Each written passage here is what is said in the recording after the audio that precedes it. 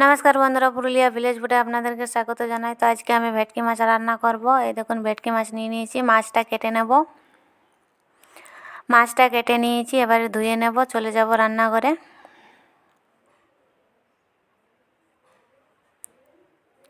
ধুয়ে নিয়ে চলে এসেছি, লবণ হলুদ মেখে নিয়েছি। এবার মাছটা ভেজে নেব। কড়াই বসিয়ে দিয়েছি, কড়াই খুব ভালোভাবে গরম হয়ে গেছে। এবার দিয়ে দিলাম পরিমাণ মতো সরষের তেল। খুন্তির সাহায্যে তেলটাকে এদিকে ওদিকে করে নেব, তাহলে মাছগুলো কড়াইতে লাগবে না।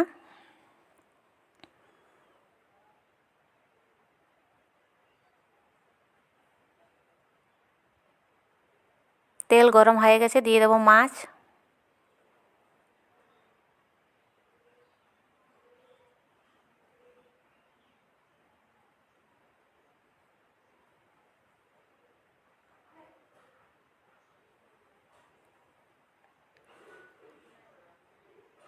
মাছগুলো অল্প অল্প করে ভেজে নেব। মাছগুলো এক সাইডে ভাজা হয়ে গেছে, উল্টে নিলাম।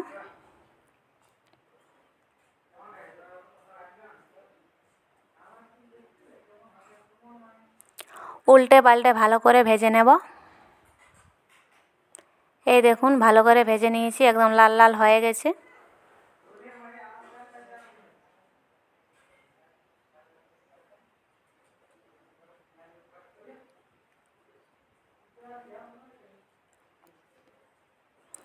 মাছ ভাজা হয়ে গেছে, তুলে নিলাম।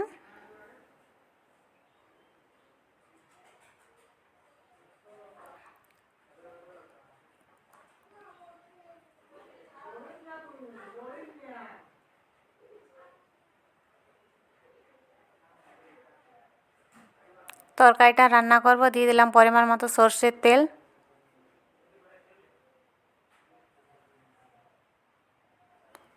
তেল গরম হয়ে গেছে, দিয়ে দিলাম দারচিনি আর এলাচ। দিয়ে দিলাম পেঁয়াজ কুচি, ভালো করে ভেজে নেব।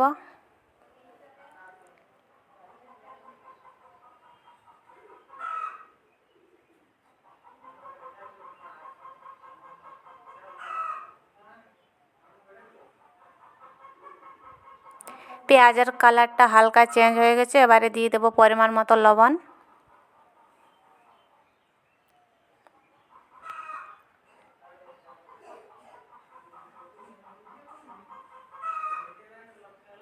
দিয়ে দিলাম পরিমাণ মতো লবণ।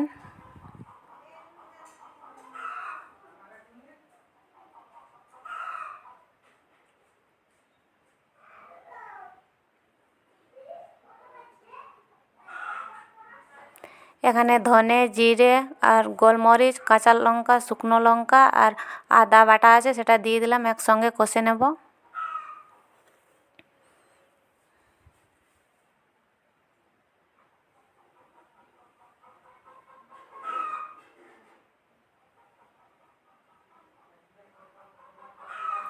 চুলোর আঁচটা কম করে নিয়েছি। এই দেখুন কড়াইতে লেগে যাচ্ছে, অল্প একটু জল দিয়ে দেবো। অল্প একটু জল দিয়ে দিলাম, আবার মশলাটা কষে নেব।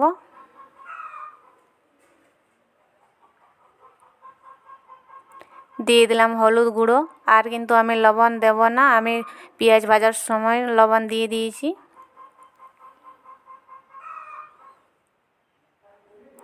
এবারে দিয়ে দেবো গ্রেট করা টমেটোটা।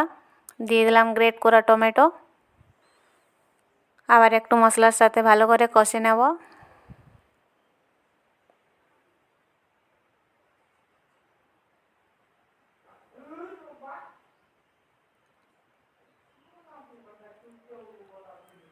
কষানো হয়ে গেছে, এবারে দিয়ে দেবো মটরশুঁটি।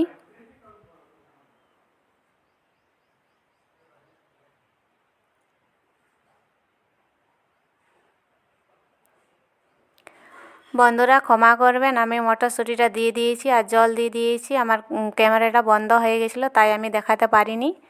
এবার ঝোলটা ভালোভাবে ফুটে নেব, তারপরে মাছগুলো দিয়ে দেব।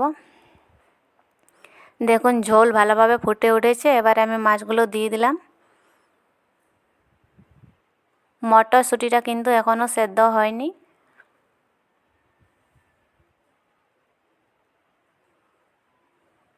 আর কিছুক্ষণ রান্না করে নেব।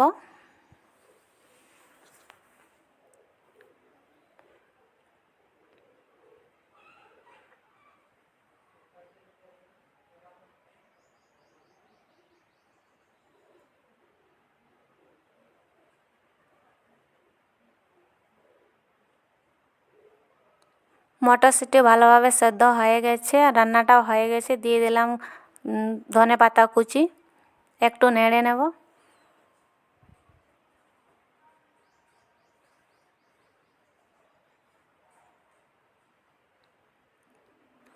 ভেটকি মাছের রান্না হয়ে গেছে, এবারে নামিয়ে নেব।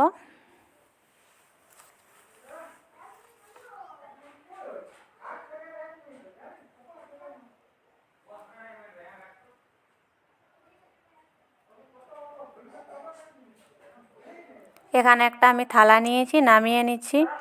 বন্ধুরা, ভিডিওটা ভালো লাগলে একটা লাইক করবেন, আমার চ্যানেলটাকে সাবস্ক্রাইব করবেন। দেখা হবে অন্য কোনো একটা ভিডিওতে, ততক্ষণের জন্য ভালো থাকবেন। আপনারা গরম ভাত বা রুটির সাথে পরিবেশন করতে পারেন, খুবই ভালো লাগবে।